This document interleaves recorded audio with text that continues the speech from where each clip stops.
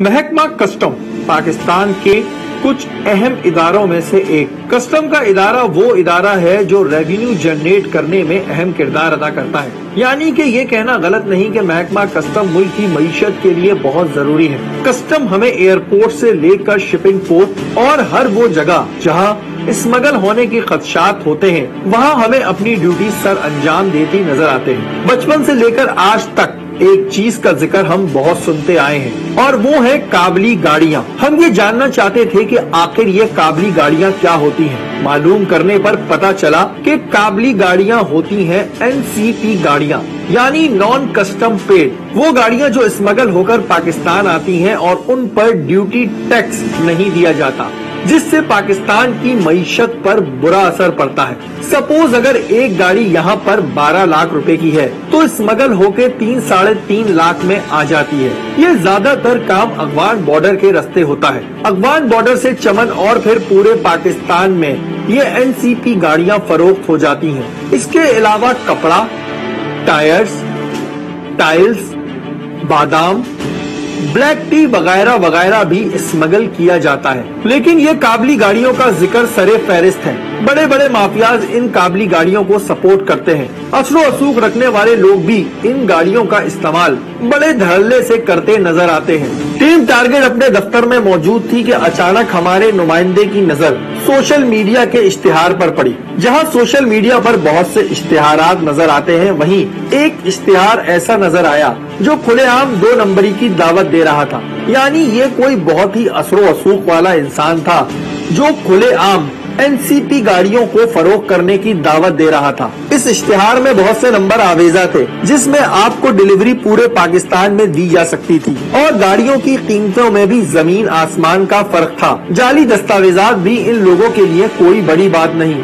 लेकिन इस हरकत से मुल्की ज़र मुबादला पर बुरा असर पड़ता है। टीम टारगेट ने इस बात का फैसला किया कि हम रुख करेंगे उस जगह का जहाँ सबसे ज्यादा ये काम सुनाई देता है। टीम टारगेट ने अपने सफर का आगाज शहर कोयटा से किया।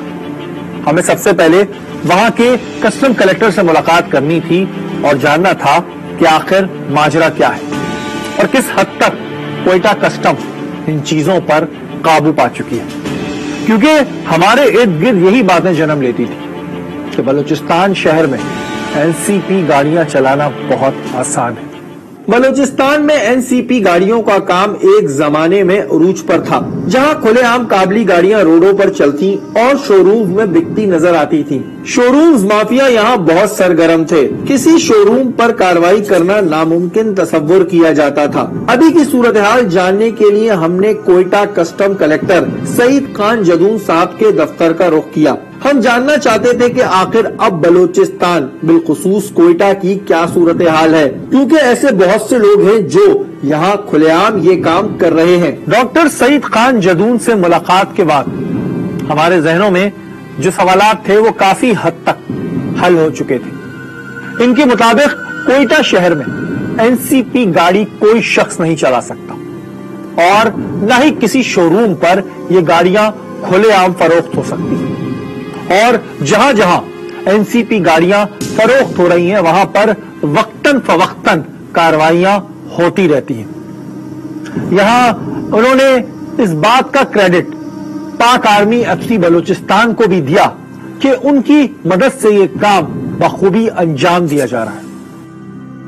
कस्टम कलेक्टर सईद खान जदून साहब के दफ्तर में एक मीटिंग तलब की गई। इस मीटिंग का मकसद आज फिर NCP गाड़ियां यानी हुर्फे आम में काबली गाड़ियों के खिलाफ एक्शन करना था। कुछ information custom collector Saeed Khan Jadoon साहब के पास मौजूद थी। ये जो हमारा शोरूम पे जो हम रोज करते हैं और उनके सामने प्रोग्राम बनाया होता है, तो ये उनके साथ कोऑर्डिनेशन कीजिए, इसी के साथ पुलिस के साथ और डिस्ट्रिक्ट एडमिनिस्ट्रेशन के साथ इस पर चलेंगे। और ये एयरपोर्ट रोड पे जो शोरूम है उसमें देख लें कि उसमें जो हमने उनको इंस्ट्रक्शन दी हुई है तो वो अपने पास कोई NCP गाड़ी नहीं रखेंगे, चोरी की गाड़ी नहीं रखेंगे। जो गाड़ियाँ होंगी उनके उस मालिक से सर्टिफिकेट लेंगे कि चोरी की और नहीं। इस मीटिंग में डिप्टी कलेक्टर अमानुल्लाह तरीन भी मौजूद थे। इस मीटिंग के अंदर इस बात का फैसला किया गया कि कोयटा में मौजूद गाड़ियों के शोरूम्स को चेक किया जाए और जहां जहां एनसीपी गाड़ियां मौजूद हैं इन जगहों पर कार्रवाई की जाए। उनके साथ चले जाए और अगर उनमें कोई गाड़ी गलत निकलती हो तो उसकी स्पॉट वेरिफिकेशन करके उनको सीज करके ले आए और उनके खिलाफ भी फिर केस बना दे कि उन्होंने इस इंस्ट्रक्शन की खिलाफ वर्जी की जो शोरूम वाले।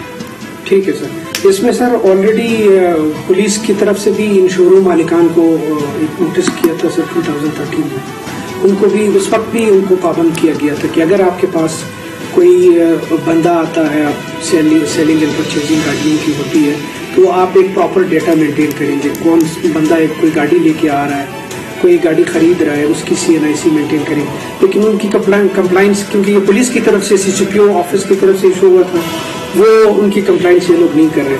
अब सर सिमिलर रेट इंशाल्लाह जो एरिया सर आपने बताया उस तरह बस इंशाल्लाह आप लोगों से जाएंगे मिलकर इंशाल्लाह और अच्छा होती आपसे उम्मीद है इंशाल्लाह। बहुत शुक्रिया, थैंक यू वेरी मच।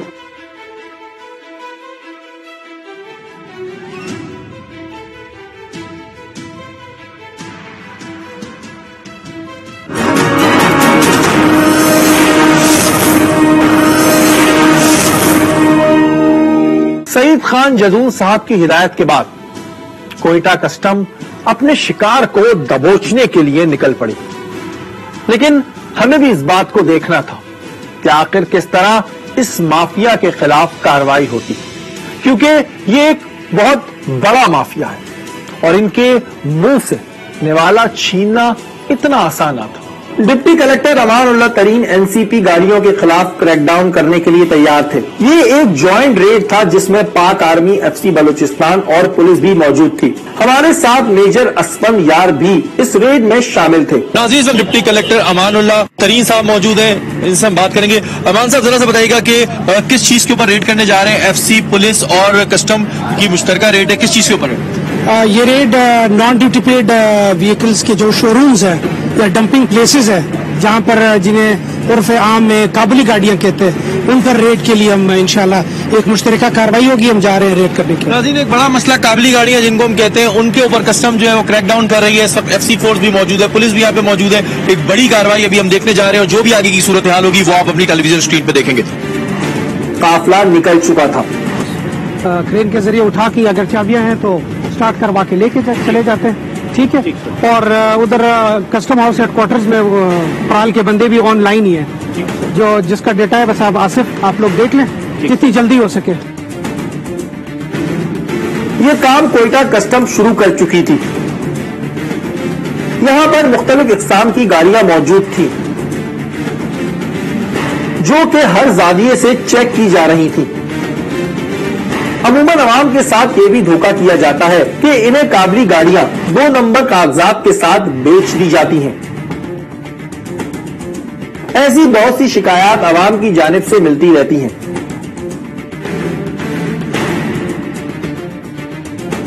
इस वक्त में कस्टम ने अपनी कार्रवाई का आगाज कर दिया। मैं आपको बता दूं कि नॉन कस्टम पेड गाड़ियों को चेक किया जा रहा है और टीम्स इस वक्त यहाँ पर मुख्तलिफ गाड़ियों को चेक कर रही हैं।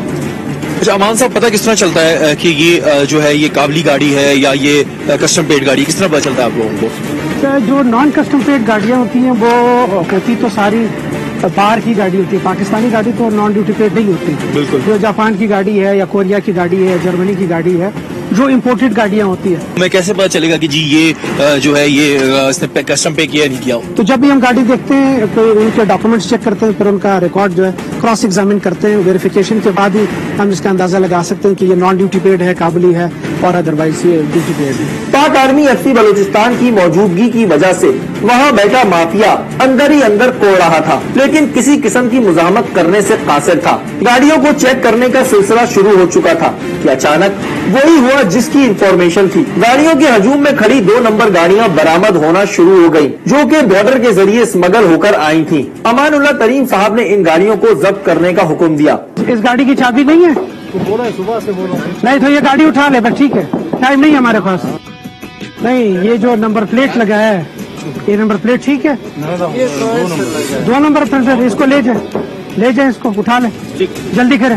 फेक नंबर प्लेट है जी जी, जितने फेक नंबर प्लेट लगाई हुई है, पेपर्स है नहीं, देख सकते हैं जी, पूरी फेक नंबर प्लेट यहाँ पे लगाई हुई है गाड़ी की, और इसके पेपर्स नहीं आ रहे, पेपर्स है ही नहीं। नाज़रीन मैं आपको बता दूं कि जी यहाँ पे बड़े बड़े शोरूम्स हैं और यहाँ पर ये बात बहुत आम है, नॉन कस्टम पेड गाड़ियाँ, काबली गाड़ियाँ जिन्हें हम कहते हैं, इस वक्त में कस्टम, एफसी और पुलिस की मुश्तरका कार्रवाई यहाँ पर हुई है। अभी गाड़ी आपके सामने जिसकी फेक नंबर प्लेट थी और उसके डॉक्यूमेंट नहीं आ रहे थे, जिस पर अभी डिप्टी कलेक्टर साहब ने जो है इस गाड़ी को जब्त कर लिया है। अभी आगे की तरफ मूव कर रहे हैं और दूसरी गाड़ियों को भी हम लोग चेक कर रहे हैं इस वक्त में। मान साहब क्या रीजन होता है कि फेक नंबर प्लेट्स लगाई हुई होती हैं, पेपर्स बोलो तो बोलते हैं नहीं, क्या रीजन होता है? अमूमन बलूचिस्तान में रजिस्ट्रेशन का जो एक्साइज रजिस्ट्रेशन का प्रोसेस है, इसमें लोगों ये भी नॉन कस्टम पेड है, ये देख सकते हैं एक और गाड़ी नॉन कस्टम पेड है यहाँ पर। कहाँ पर डबल नंबर प्लेट लगा हुआ है? आप आगे ये दिखाएं जी जरा, इस पर डबल नंबर प्लेट, आगे कुछ है पीछे कुछ है, आगे कोई और नंबर प्लेट है, एक ऊपर, यानी कि एक नीचे नंबर प्लेट है, उसके ऊपर एक कागज का गत्ता लगा के, ये देख सकते हैं नॉन कस्टम पेड एक और गाड़ी है ये नॉन ड्यूटी प्लेट है। ठीक है, उठा ले इसको, जल्दी करें, जल्दी। देख सकते हैं एक और नॉन कस्टम पेड गाड़ी यहाँ पर जो है ये इस वक्त कस्टम ने जब्त की। नाज़रीन मैं आपको बता दें कि इस वक्त यहाँ पर एक शोरूम है जिसके ऊपर कस्टम, एफसी और पुलिस की कार्रवाई हुई थी। एक गाड़ी आपके सामने जब्त की गई है, ये देख सकते हैं, इस गाड़ी को कस्टम ने जब्त किया है, फेक नंबर प्लेट यहाँ पे लगी हुई है और इस गाड़ी को यहाँ से कस्टम ने जब्त किया। दूसरी एक और गाड़ी यहाँ पर मौजूद है जो नॉन कस्टम पेड गाड़ी है, उसे भी इस वक्त कस्टम ने जो है वो जब्त कर लिया है और बड़ी रिटेलिएशन होती है। लेकिन इस वक्त में एफसी फोर्स यहाँ पर मौजूद है, पुलिस मौजूद है, कस्टम मौजूद है, इस वजह से उस वो रिटेलिएशन का सामना नहीं हो रहा जिन रिटेलिएशन का सामना करना पड़ता है। और एक और गाड़ी आप देख सकते हैं कि जिसे कस्टम ने इस वक्त जो है वो जब्त किया है, ये भी नॉन कस्टम पेड गाड़ी है। इसी दौरान हमें एक ऐसी भी गाड़ी नजर आई जिस पर सरकारी नंबर प्लेट लगी थी। ये अमान साहब गवर्नमेंट नंबर प्लेट लगाया हुआ है? हाँ, नंबर प्लेट पर तो गवर्नमेंट ऑफ पाकिस्तान लिखा हुआ है। डॉक्यूमेंट्स इसके हैं इस गाड़ी के, तो उसका कोई इसका रिकॉर्ड नहीं है? बिल्कुल नहीं है सर, ये उधर से वेरीफाई कराया इसीलिए। अच्छा, तो डेटा में कोई रिकॉर्ड नहीं? कोई डेटा। अच्छा हाँ, और ये लेकिन ये सरकारी नंबर प्लेट पर कैसे लगाया है? ये सरकारी नंबर प्लेट सिर्फ सिक्योरिटी एहलकारों को डराने के लिए लगाई जाती है, जो कानूनन एक बहुत बड़ा जुर्म है। जब इस सरकारी गाड़ी को चेक किया गया तो वो भी एनसीपी गाड़ी निकली। वहाँ मौजूद बहुत सी गाड़ियाँ काबली थी। ये डराने के लिए भी तो लगा देते हैं अमान साहब के, सरकारी नंबर प्लेट है कोई रोकेगा नहीं, डराने के लिए भी ये काम होता है। ठीक है, इस गाड़ी को ले जाए। एक और गाड़ी जो है यहाँ से लेके जा रहे हैं, इसको कस्टम हाउस लेके जाएंगे। एक और गाड़ी यहाँ से जो है वो बरामद हुई है और गवर्नमेंट की नंबर प्लेट लगाई हुई है। आप देख सकते हैं कि जी कितना फ्रॉड का यहाँ पर इंतहा है कि गवर्नमेंट की नंबर प्लेट लगा के जो गाड़ी को इस्तेमाल किया जा रहा है। इस वक्त में कस्टम की एक बेहतरीन कार्रवाई में यहाँ पे नजर आ रही है, कस्टम, एफसी, पुलिस की मुश्तरका कार्रवाई। और कोयटा शहर में इस वक्त अब वो चीज नहीं रही है जिस तरह पहले काबली गाड़ियां इस्तेमाल होती थी। देख सकते हैं गाड़ी और भाग रही थी यहाँ से, आप देख सकते हैं कि इस गाड़ी को भगा के लेके जा रहे थे, लेकिन कस्टम वालों ने पकड़ लिया। पूछते हैं तो फिर भगा के लिए लेके जा रहे तो फिर क्या था? गाड़ी एक नंबर है, दो नंबर है। इतनी गाड़ियां हैं कि जी समझ नहीं आ रहा है कि कौन सी सही है कौन सी फेक है। ज्यादातर गाड़ियां जो है उसमें निकली हुई है गाड़ियां और इस वक्त में चेक किया जा रहा है। जी जी, ये गाड़ी जो ये तो कंफर्म 2 नंबर है, क्योंकि इसका हमने एमनेस्टी स्कीम का जो डेटा था उसमें भी चेक किया, इम्पोर्ट के डेटा में भी चेक किया, और जो इसका एक्साइज रजिस्ट्रेशन नंबर है ये भी फेक रजिस्ट्रेशन नंबर है। अवाम साहब कुछ लोग बेवकूफ भी बन जाते हैं, इनसे खरीद के चले जाते हैं और कहते हैं जी पेपर्स पूरे। तो उन अवाम के लिए भी कुछ कहना चाहेंगे किस तरह की चीजों किस तरह चेक करेंगे? वो पहले इसकी वेरिफिकेशन करवा के कोई भी गाड़ी जो भी इम्पोर्टेड गाड़ी है या बाहर की गाड़ी है खरीदने से पहले उस गाड़ी की वेरिफिकेशन करवाएं। अमान साहब की गाड़ियां जैसे अगर एक गाड़ी की कीमत यहाँ 50 लाख है तो बाहर से इनको कितने की पड़ जाती है? वो ऑलमोस्ट जो नॉन ड्यूटी पेड या नॉन कस्टम पेड गाड़ियां हैं ओरिजिनल गाड़ियों के मुकाबले में उनकी कीमत जो ऑलमोस्ट 1/3 होती है। बहुत सी गाड़ियों के जाली कागजात बनाकर फरोख्त भी किया जाता था। इस शोरूम से बहुत सी गाड़ियों को जब्त कर लिया गया, लेकिन कोई नाखुशगवार वाकया पेश न आया। ये वो जगहें थी जहां माजी में कोई ऑपरेशन करने का तसव्वुर भी नहीं कर सकता था।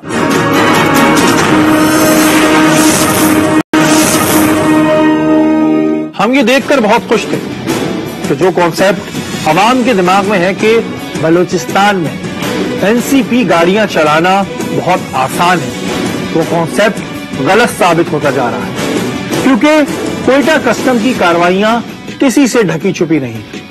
इसके बाद हमने और शोरूम्स का रुख किया। डिप्टी कलेक्टर अमानुल्लाह तरीन के साथ हमने कोयटा में मौजूद और कार शोरूम्स का रुख किया। यहाँ तो कुछ मौसूफ रोड पर ही एनसीपी गाड़ियाँ लगाए बैठे थे और ऐसे मासूम बन रहे थे जैसे इन्हें एनसीपी गाड़ी का मतलब ही पता न हो। इन शोरूम्स के खिलाफ भी कार्रवाई का अमल शुरू हुआ।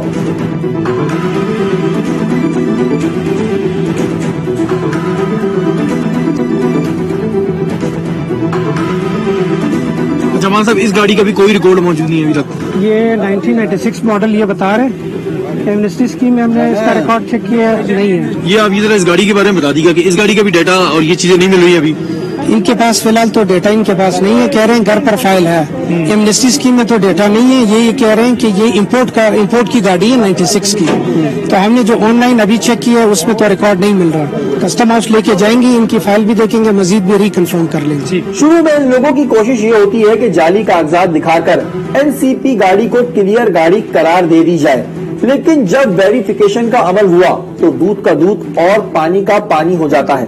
लाखों रुपए की मालियत की गाड़ियां स्मगल होकर पाकिस्तान के मुख्तलिफ इलाकों में फरोख्त की जाती हैं। इस गाड़ी को भी, ये भी आप देख सकते हैं, ये भी एक गाड़ी है। इसकी भी नंबर जो है वो 2 नंबर गाड़ी है ये, और इस गाड़ी की भी चाबी नहीं दे रहा। अब करते हैं ये लोग शोरूम वाले कि ये लोग चाबियां नहीं देते, ये लोग बोलते हैं हमारे पास है नहीं। लेकिन कोयटा में ये काम, कोयटा बलूचिस्तान में ये काम बहुत था नॉन कस्टम पेड गाड़ियों का। लेकिन इस वक्त में कस्टम की एक बड़ी कार्रवाई आपको नजर आ रही है और इस गाड़ी को भी जो है वो जब्त कर रही है कस्टम इस वक्त।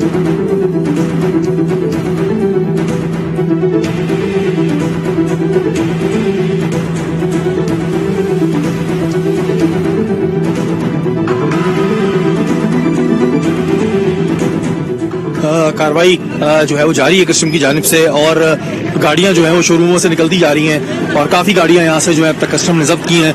नॉन कस्टम पेड गाड़ियां, 2 नंबर गाड़ियां इस वक्त यहाँ पर मौजूद हैं।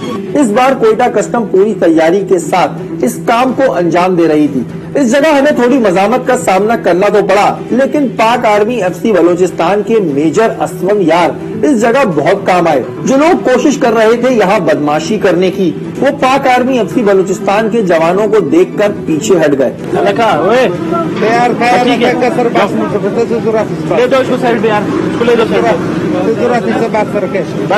आराम से ले जाओ। ओरिजिनल फाइल रावड़ का फोटोकॉपी दे सारा, तो फोटोकॉपी रावड़ कस्टम हाउस की कस्टम कस्ता गाड़ी ओरिजिनल हो, कागज गाड़ी मिला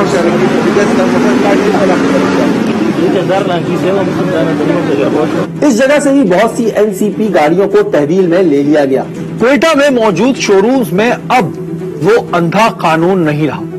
जो लोग ये समझते थे कि वो खुलेआम ये काम करते रहेंगे, वो लोग अब गलत साबित हो रहे थे, क्योंकि ऐसा काम करने वाले लोग इस काम को एक जायज काम समझते हैं, जो हकीकत में एक नाजायज और हराम काम।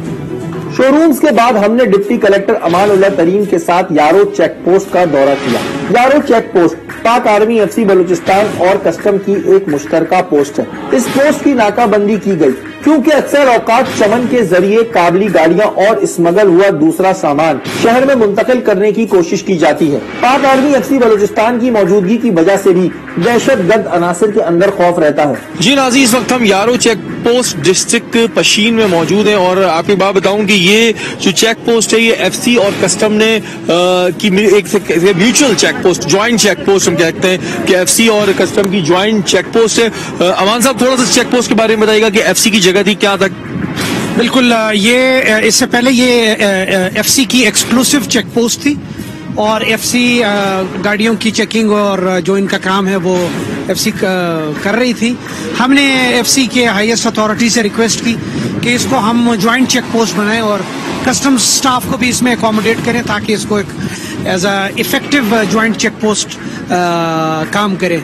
और ये एफसी के हाईएस्ट अथॉरिटीज आईजीएफसी साहब की अप्रूवल के बाद उनकी मेहरबानी है, उससे ये ज्वाइंट चेक पोस्ट डिक्लेयर हुआ है। चेक पोस्ट को बने हुए कितना टाइम हो गया? 2 महीने हुए हैं। 2/8/2016 को हम हमारा कस्टम स्टाफ यहाँ आया है और 2/8/2016 से अब तक 2 महीनों के दौरान माशाल्लाह कोई 22 केसेस हमारे स्टाफ ने किए हैं यहाँ पर। पाक अफगान बॉर्डर है चमन, और चमन से जो भी स्मगल्ड अगर कोई गाड़ी बॉर्डर से क्रॉस होके आती है, अनफ्रीक्वेंटेड रूट से क्रॉस ओवर होती है पाकिस्तान में, या स्मगल्ड गुड्स आती हैं, तो वो अगर क्वेटा जाना चाहती है तो ये मेन रोड है। इस तरफ चमन है और इस तरफ क्या लगता है हमारा? आगे जब आप स्ट्रेट जाते हैं तो पशीन है, डिस्ट्रिक्ट पशीन बाजार है, और आपके लेफ्ट पर जो है ये चमन है। नाज़रीन, एक दफा फिर मैं आपको बता दूं कि हम लोग यारो चेक पोस्ट पे मौजूद हैं। यारो चेक पोस्ट डिस्ट्रिक्ट पशीन, और ये एफसी और कस्टम की जो है वो ज्वाइंट पोस्ट है। और यहाँ पर अब तक 22 केसेस दर्ज हो चुके हैं। यहाँ से गाड़ियां जो है, क्योंकि इस रोड पे चमन लगता है,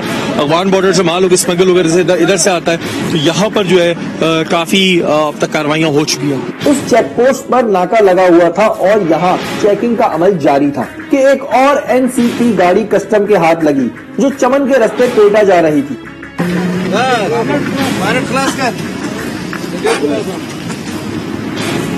इस वक्त चेकिंग चल रही है यहाँ पर, और काफी गाड़ियां जो हैं अब तक जब्त हो चुकी हैं। और ये एक और गाड़ी यहाँ से अभी पकड़ी है। इसका रिकॉर्ड नहीं है? इसका कोई रिकॉर्ड नहीं है, ना इसका पराल में है, ना इसका कोई रिकॉर्ड कस्टम में। और इसने जो है ना वो अपना एमएसटी स्कीम की नंबर प्लेट फेक लगाई हुई है, तो लिहाजा ये गाड़ी भी नॉन कस्टम है, इस पर भी हम अंदर कर।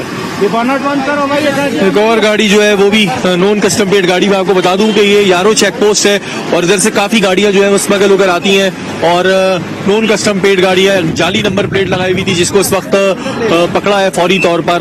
अभी इस गाड़ी को चेक ही किया जा रहा था कि अचानक से तेज रफ्तारी से एक गाड़ी नाका तोड़ कर निकली। अब इस गाड़ी के अंदर क्या था, इस बात का इल्म ना तो महकमा कस्टम को था और ना पाक आर्मी एफसी बलूचिस्तान को, लेकिन बगैर वक्त जाया किए इस गाड़ी का ताक़ुब शुरू हो गया और हमें इतना मौका ना मिला कि हमारी टीम का कोई मेंबर कैमरे के साथ इस गाड़ी में बैठ सके। जल्दी कर, दो गाड़ियां चली जाए। इस वक्त चेकिंग चल रही है और एक गाड़ी बहुत स्पीड में भागी है वहाँ से। एक गाड़ी भागी है, बहुत स्पीड में गाड़ी भागी है यहाँ से। अभी चेकिंग चल रही थी यहाँ पर और एक गाड़ी एकदम से निकली है, और मेरे ख्याल से कुछ ना कुछ इसमें व्हाइट रंग की गाड़ी थी, वो व्हाइट गाड़ी थी, ब्लू। डिप्टी कलेक्टर अमानुल्लाह तरीन और पाक आर्मी एफसी बलूचिस्तान के मेजर असलम यार अपनी टीम के हमरा निकल चुके थे। काफी घंटे गुजर गए थे, हम इस जगह बैठे इंतजार कर रहे थे कि आखिर माजरा क्या है। लेकिन गाड़ी में मौजूद कस्टम के एक एहलकार ने एक वीडियो क्लिप अपने मोबाइल की मदद से बना लिया। ये शख्स अपने साथ एक एनसीपी गाड़ी लेकर जा रहा था। काफी देर दौड़ने के बाद इस शख्स ने इस गाड़ी को इलाके में छोड़ा और खुद फरार हो गया। ये मनाजिर आप मोबाइल फुटेज के जरिए देख सकते हैं। एक मिनट शायद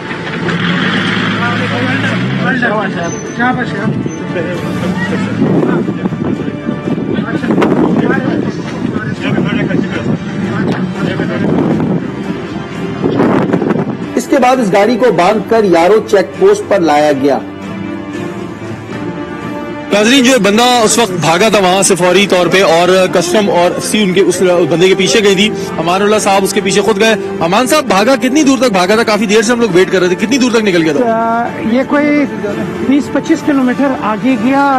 ये गाड़ी जो है आगे अफगानिस्तान की तरफ, ये चमन रूट की तरफ गाड़ी गई थी, तो उसके पीछे हम और हमारा स्टाफ सब गए और गाड़ी को पकड़।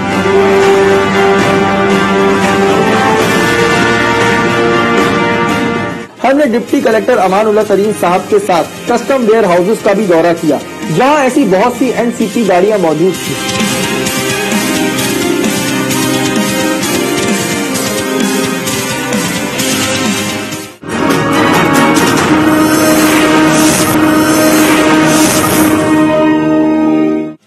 इस वक्त हम कस्टम के वेयर हाउस में मौजूद हैं और अब तक जितना भी सामान पकड़ा जाता है वो वेयर हाउस में आता है। अमान साहब ये बताइएगा कि जितनी भी गाड़ियां हैं नॉन कस्टम पेड गाड़ियां? जी, ये गाड़ियां सारी नॉन कस्टम पेड या नॉन ड्यूटी पेड गाड़ियां हैं। हम जब गाड़ी पकड़ते हैं तो उसका एक बाकायदा प्रोसीजर है। पहले हम उसका FSL कराते हैं, उसके लिए बॉडी फॉरेंसिक टेस्ट होता है कि गाड़ी टेम्पर्ड तो नहीं है, पॉइंट तो नहीं है, मैनिपुलेटेड तो नहीं है।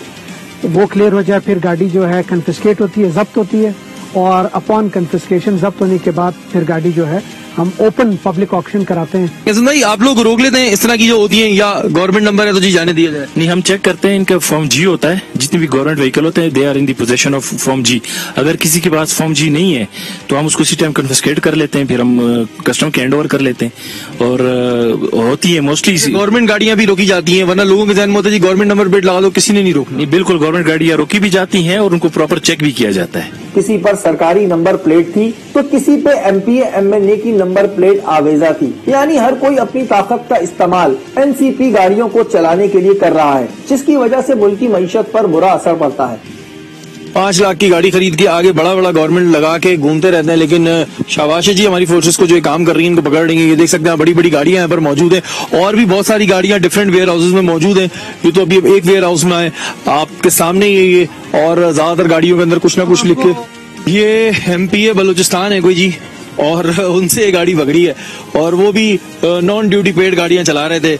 ये बलूचिस्तान में एक बड़ा कॉन्सेप्ट बन गया था कि जी जिसकी जो मर्जी जाके वहां से गाड़ी खरीद के ले और चलाते रहो।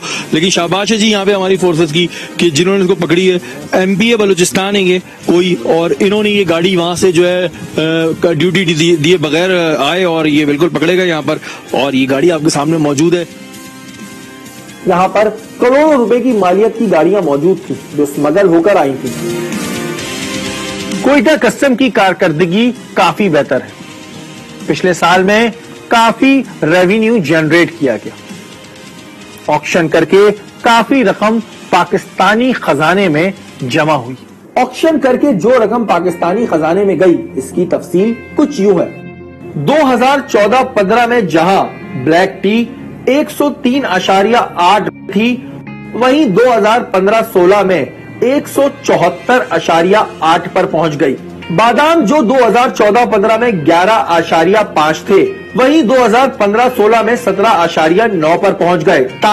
टायर जो 2014-15 में 132.8 पर थे, वो 2015-16 में 194.4 पर जा पहुंचे। कपड़ा जो 2014-15 में 23.2 था, वो 2015-16 में 39.7 पर जा पहुंचा। टाइल्स 22.5 2014-15 में, 2015-16 में 32.3। टैक्स कलेक्शन 2015-16 में टारगेट था 7.2 बिलियन, लेकिन अचीव किया 14.2 बिलियन। नाज़रीन, इस वक्त हमारे साथ doctor Mohammad Saeed Khan Jadoon, custom collector Quetta मौजूद है, इनसे हम बात करेंगे। अस्सलाम वालेकुम सर। वालेकुम सलाम। सर, कस्टम का एक बहुत ही अहम रोल होता है मुल्क की मईशत में, इस पर क्या कहेंगे आप? नहीं, आपने बिल्कुल सही कहा। कस्टम का बहुत इम्पोर्टेंट रोल है और अगर हम पिछले फाइनेंशियल ईयर की पूरे पाकिस्तान की बात करें तो उसमें जितने ड्यूटी टैक्सेस कलेक्ट हुए उसका यानी कस्टम ने उसका एक काफी अहम रोल है। जो उन्होंने टैक्स कलेक्ट किए तकरीबन 42% जो थे वो कस्टम ने कलेक्ट किए। सर, नॉन कस्टम पेड गाड़ियों की तरफ आते हैं क्योंकि ये एक बड़ा अहम टॉपिक है। वहां से बहुत सस्ती गाड़ियां यहाँ पर आती हैं और यहाँ पर चल रही होती हैं। अब तक कितनी रिकवरीज हो चुकी हैं आपके टाइम पीरियड में, कितना रेवेन्यू जनरेट कर चुके हैं? हाँ, इसमें यह है कि गाड़ियों की और गोश्त दोनों की स्मगलिंग हमारी मईशत के लिए और मुल्क के लिए एक बड़ा खतरा है और बहुत नुकसानदेह है। इसमें यह है कि मैं आपको मिसाल दे दूं कि मुझे 1.5 साल हो गया है और उस 1.5 साल में हमने तकरीबन 962 एनसीपी गाड़ियां पकड़ी हैं और ये तकरीबन अब बाकी पाकिस्तान को एक तरफ करे और हमें दूसरी तरफ हमारी मेरे ख्याल में फिर भी उनके बराबर होंगी या उनसे ज्यादा होंगी। अच्छा सर, मुझे एक बात बताएं कि ये जो ज्यादा नॉन कस्टम पेड गाड़ियां होती हैं ये वो लोग इस्तेमाल करते हैं जिनके असर रसूख होते हैं। कितना प्रेशर आता है जब किसी बड़े आदमी की गाड़ी पकड़ लें? क्योंकि हमारे यहाँ ये बड़ा है कि जो बड़ा आदमी होता है वो कहता है जी मैं लेके घूमूं तो मुझे क्या है, तो कितना प्रेशर आता है आप लोगों को? उसमें जहां तक आपने प्रेशर की बात की, उसमें कि हमने एक फौरी पॉलिसी बनाई है कि हम जिसकी भी गाड़ी एक दफा पकड़ लें, और कुछ भी हो जाए, हमने उससे पीछे हटना नहीं है। तो उसमें ये है कि यहाँ पे यानी हमने कोशिश ही की कि कोई गलत प्रेसिडेंट न हो। तो जो भी प्रेशर आए वो हमारे लोगों ने, यानी मैं उनको कहता हूँ कि वो मेरी तरफ ट्रांसफर करे और खुदा का शुक्र है कि हमने इसमें यानी सूबाई वजीरों तक से गाड़ियां पकड़ी हैं। लेकिन यह कि कोई मसला नहीं हुआ। अच्छा सर, फर्टिलाइजर की माजी में बड़ी स्मगलिंग होती थी, अभी काफी टाइम से मैं देख रहा हूँ कि उस पर भी आप लोगों की वर्किंग हुई है, तो सर उसमें कुछ कीमत में कमी आई? जी बिल्कुल, ये फर्टिलाइजर जो है उस पर हमारी हुकूमत सब्सिडी देती है। जो इनकी फैक्ट्रीज होती हैं उनको गैस सब्सिडाइज रेट पे मिलता है, और हुकूमत बाज़ औक़ात किसानों को मदद देने के लिए उनको कैश सब्सिडी भी उनको दे देती है। लेकिन ये माजी में ये होता रहा है कि यहाँ से फर्टिलाइजर की स्मगलिंग ईरान को होती थी, उस पर काफी हद तक खुदा का शुक्र है हमने एफसी की मदद से काबू पाया है। सर कोई मैसेज देना चाहते हैं पाकिस्तान की आवाम को आप? हाँ, उसमें यही है कि अगर हम सब लोग टैक्स कल्चर में जो यहाँ के लोग हैं, पाकिस्तान के लोग हैं, उसमें आएंगे तो जितना पाकिस्तान का टैक्स ज्यादा कलेक्ट होगा उतना हमारा IMF और दूसरे मुल्कों पे निसार कम होगा और हम अपनी खुद मुख्तारी को ज्यादा इंशाल्लाह यकीनी बना सकेंगे। Thank you so much. बहुत शुक्रिया। काबली गाड़ियां मुल्की मईशत के लिए खतरा। काबली गाड़ियों से मुल्की मईशत पर काफी फर्क पड़ता है। क्वेटा कस्टम की कारकर्दगी की रिपोर्ट भी आपने मुलायजा फरमाई, और यह चीज मैंने महसूस की है कि बलूचिस्तान में अब NCP गाड़ियां चलाना और फरोख्त करना इतना आसान नहीं है। जो लोग कम पैसों की लालच में ऐसी गाड़ियां खरीदते हैं, उनसे सिर्फ इतना कहना चाहूंगा कि एक ना एक दिन आप कानून की गिरफ्त में जरूर आएंगे और फिर आपको शर्मिंदगी का सामना करना पड़ेगा। तो शर्मिंदगी से बचने के लिए ऐसी गाड़ियां खरीदने से गुरेज करें। अगर आपके इर्द गिर्द कोई भी गैर कानूनी काम हो रहा है या फिर आप टारगेट की टीम का हिस्सा बनना चाहते हैं तो हमें ईमेल कीजिए। हमारा ईमेल एड्रेस है target@aaj.tv। आप हमें फेसबुक पर भी ज्वाइन कर सकते हैं। अगले हफ्ते फिर हाजिर होंगे टारगेट के किसी नए प्रोग्राम के साथ। तब तक के लिए अपने मेजबान शायरी को इजाजत दीजिए। अल्लाह ने के बाद।